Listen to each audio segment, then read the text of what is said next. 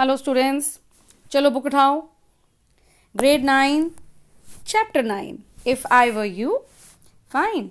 देखो हम इसके कॉन्सेप्ट को समझेंगे कि आफ्टर ऑल इस चैप्टर में है क्या, लाइन वाइज ना पढ़ना पड़े एंड लास्ट मिनट्स रिवीजन हमारे पास अच्छे से हो जाए। So for that you have to hear me, ठीक है, प्रॉपरली, और start making note side by side. पहले चैप्टर समझ लेते हैं। इसका जो जॉनरा है वो है वन एक्ट प्ले। ऑथर हैं डुगलस जेम्स। सेटिंग क्या है, सेटिंग क्या होती है ये, क्योंकि एक थिएटर प्ले है तो सेटिंग होता है कि स्टेज किस तरह सजा हुआ है ना। भाई एक लोनली कंट्री साइड कॉटेज है। कंट्री साइड क्या होता है, जो कि सिटी में नहीं है और आउटस्कर्ट्स में है ना, कंट्री के आउटस्कर्ट्स में है, दूर दराज के एरियाज में। अब यहाँ पे सेंट्रल आइडिया क्या है, इस चैप्टर का सेंट्रल आइडिया है, इस प्ले का सेंट्रल आइडिया है कि presence of mind and intelligence are stronger than physical force. तो हमने ये समझ लिया कि भाई थिएटर पे जो लुक दिया है उन्होंने वो ये है कि एक स्मॉल कॉटेज बनाई है जो दूर दराज में है, एक डोर बनाया है, एक वहाँ पे दीवान रखा हुआ है, ये उसका सेटिंग है, ठीक है। और एक फ़ोन के पास गिरार्ड है। गिरार्ड का क्या काम है, गिरार्ड एक प्ले राइटर है, वो अकेला रहता है, काम है, कॉन्फिडेंट है, विटी है और इंटेलिजेंट है। उसके पास स्ट्रॉन्ग प्रेजेंस ऑफ माइंड है, यूज़ करता है लॉजिक्स, उसके जो प्लेज हैं वो माने जाते हैं and he is a very good play writer. उसकी अर्निंग है तो वो अपना काम बहुत अच्छे से करता है, ठीक है। ये आपके पास यहाँ पे गिरार्ड दिख रहा है आपको, ये रहा। और ये है इंट्रूडर जो उसके घर में घुस आया है गन लेकर। फाइन। तो हमने ये दोनों चीज़ें देखनी है कि आखिर हो क्या रहा है। अब नेक्स्ट हमने देखा कि लोनली सेटिंग हुई जिससे कि एटमॉस्फेयर बना। जो थिएटर है, जब आप कोई भी थिएटर देखते हैं, जिन बच्चों ने आज तक थिएटर्स नहीं देखे हैं वो एक बार समझो, जब आप एनुअल डेज पे थिएटर्स देखते हो, एनुअल डेज पे हमेशा कोई ना हर स्कूल प्ले करवाता है। प्ले क्या होता है, सेटिंग होती है, वहाँ पे कुछ फर्नीचर रख दिया जाता है, कभी कोई किंगली राजा महाराजाओं के करवाते हैं वहाँ पे प्लेस, कभी कोई शेक्सपियर का करवाता है ना, कोई हिंदी प्लेस चलते हैं। आपने रामलीला देखी होगी तो उसकी सेटिंग देखी होगी, है ना। उसी तरह से ये प्ले है, ठीक। तो हमें उसी को ऐसे ही समझना है कि वहाँ पे आखिर हमारे सामने हो क्या रहा है। गेरार्ड अकेला रहता है, कॉटेज बहुत दूर है, आइसोलेटेड है, तो वहाँ पे लोगों का आना जाना ज़रा कम है, सराउंडेड बाय ट्रीज हैं। द लोनली सेटिंग क्रिएट करती है एक ऐसा atmosphere of fear and suspense. उससे क्या होता है, it makes Gerard an easy target to criminals, क्योंकि अकेले रहने वाले लोगों को तो जल्दी क्रिमिनल अटैक करते हैं ना, ये माना जाता है कि।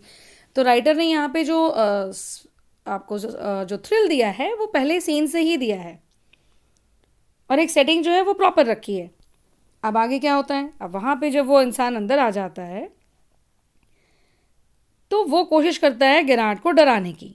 इंट्रूडर का नाम यहाँ नहीं दिया है, वो डराने की कोशिश करता है, लेकिन यहाँ पे गेरार्ड अपना दिमाग चलाना शुरू कर देता है। ऑब्वियसली उसके पास एक टैलेंट है, वो प्ले राइटर है।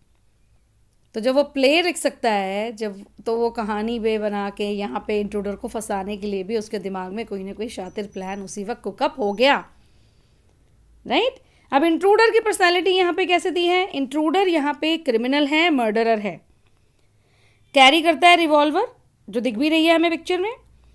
वो प्लान करता है गेरार्ड को मारने की और तब तक वहाँ पे रहने की जब तक कि किसी को पता ना चल जाए, क्योंकि उसके हिसाब से वो एक कॉटेज में है, कॉटेज बहुत आइसोलेटेड एरिया में है, आइसोलेटेड एरिया में लोगों का आना जाना कम है, तो वो जब तक चाहे वहाँ तक रह सकता है और किसी को पता नहीं चलेगा। ये उसका प्लान होता है कि मैं गेराल्ड को मार के वहाँ रहूँगा और कुछ टाइम सुकून से बिताऊँगा, ठीक है। Criminal mentality. ओवर कॉन्फिडेंट है लेकिन इंटेलिजेंट बिल्कुल नहीं है। ये गेट्स कन्फ्यूज्ड और डर भी बड़ी जल्दी जाता है। अब इसी डर का फ़ायदा गेराल्ड उठाएगा। अब देखो प्ले कैसे शुरू हो रहा है। प्ले शुरू हो रहा है जब गेरार्ड अकेला है कॉटेज में, वो फ़ोन पे किसी से बात कर रहा है। अचानक से एक आर्म्ड इंट्रूडर एंटर होता है और थ्रेट करता है उसको with a revolver. Intruder reveal करता है कि he is a criminal who plans to kill Gerard and lives in the cottage because no one will suspect him, कि मैं तुझे मार के यहीं पे रहने वाला हूँ। ओह या, ये उसकी स्ट्रैटेजी है। इंस्टेड ऑफ पैनिकिंग, अब गेराल्ड डरता नहीं है, ही रिमेन्स काम, वो उससे बातें करना शुरू करता है। Cleverly he tells the intruder कि अरे तुम कौन हो, क्या मैं तुम्हें जानता हूँ, इस तरह के क्वेश्चंस पूछता है, ठीक है। वहाँ पे गेराल्ड कोशिश करता है उसको बातों में इन्वॉल्व करने की और उसको ये विश्वास दिलाने की कि अब तुम मेरी सुन।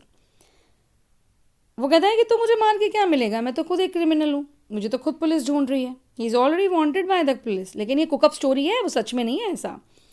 ही lives alone so his death will be noticed immediately, कि मैं तो अकेला रहता हूँ लेकिन मेरी डेथ तो फटाफट इमीडिएटली पता चल जाएगी लोगों को, तो मुझे मार के तो तुझे वैसे भी फंसने ही वाला है तू। गेरार्ड फर्दर एंड करता है कि मुझे तो बहुत गुस्सा आता है छोटी छोटी बात पे, एंड आई बिकम डेंजरस, और मैं इस चक्कर में न जाने कितने मार चुका हूँ, और तुझे मारने के बाद तो सीवियर पनिशमेंट्स होंगी। उसकी कॉन्फिडेंट टोन ना, लॉजिकल आर्ग्यूमेंट्स बातें करता है, उसे बताता है कि अरे मुझे मारोगे, ओ बड़ा हार्श हो तुम, कैसे मारोगे, और क्या तुमने अपनी सारी इंटेलिजेंस का इस्तेमाल ये किया तुमने कि तुम सिर्फ एक मेरी छोटी सी कॉटेज में पीछे वाले कमरे से अंदर आ गए, ये इंटेलिजेंस है तुम्हारी, इसे क्रिमिनल एक्टिविटी कहते हैं। तो गेरार्ड जो होता है इंट्रूडर को ये बताने में कामयाब हो जाता है कि तेरा प्लान तो फेल है। अब जब इंट्रूडर को ये एहसास होने लग जाता है कि मेरा प्लान फेल है, तो उसे लगता है मैं तो गलती करूंगा। अब आया तो वो गेराल्ड को डराने था, लेकिन अब डर कौन रहा है, तो the fear shifted from Gerald to intruder. जहां गेराल्ड को डरना चाहिए था, अब वहां पे डर कौन रहा है, इंट्रूडर। अब intruder loses confidence, Gerald then snatches the revolver, locks the intruder in a cupboard and calls the police. तुरंत वो उसे बंद कर देता है वहां पे कबर्ड में, ये देखो। Thus Geralt saves his life using intelligence and presence of mind, not violence. Theme क्या बनी इस चैप्टर की? पहला, presence of mind. Gerald calmly think कर रहा है and it helps him escape death. It shows that fear can be overcome with intelligence, कि अगर आप अपने दिमाग में शांति बना के रखो तो थोड़ी सी ट्रिक के साथ ही आप उस इंसान को तो काबू कर लोगे। Intelligence over strength, Geralt defeat करता है एक आर्म मैन को विदाउट फाइटिंग। मेंटल स्ट्रेंथ यहाँ पे सबसे ज़्यादा प्रायोरिटी भी दिखाई है, और तुम बच्चों को ये मैसेज दिया जा रहा है कि mental strength is shown as more powerful than physical force. Crime always leads to fear, confusion, punishment, हर क्रिमिनल को ये होता है, और ये होगा ही होगा कि उसके साथ पनिशमेंट तय है। गलत करने वाले के साथ तो गलत होना ही है। The intruder realises that crime does not bring safety.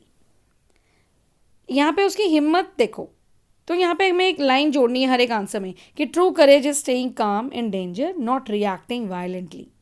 अब हमने देखा कि गेराल्ट कैसा था, गेराल्ट इंटेलिजेंट है, he uses logic, mentally strong है।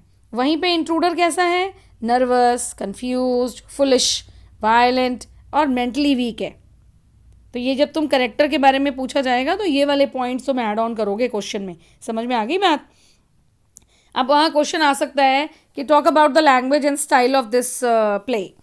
तो भाई the play uses sharp dialogue, लिखो नोटबुक पे। Gerald speech is witty, logical and persuasive. The suspense is created through conversation not action. Message क्या बना इस प्ले का? Intelligence and presence of mind can defeat violence. Crime never leads to peace or security. Staying calm in dangerous situation helps in making correct decisions. ये तीनों points लिखोगे तुम, मेरी video को पॉज करके सुनो और साथ साथ लिखते जाओ। अच्छा, ये बंदर बन के बैठो मत। अब तुमने यहां पे क्या देखा भाई, गेराल्ट कभी पैनिक नहीं हुआ इस पूरे प्ले में, यही उसका सक्सेस मंत्र बन गया। इंट्रूडर साइकोलॉजिकली हारा, नॉट फिजिकली। उसके साथ लड़ाई थोड़ी ना की थी गेराल्ट ने, वो तो लास्टली पुश किया उसने उसे कबर्ड में जब मौका मिल गया उसे।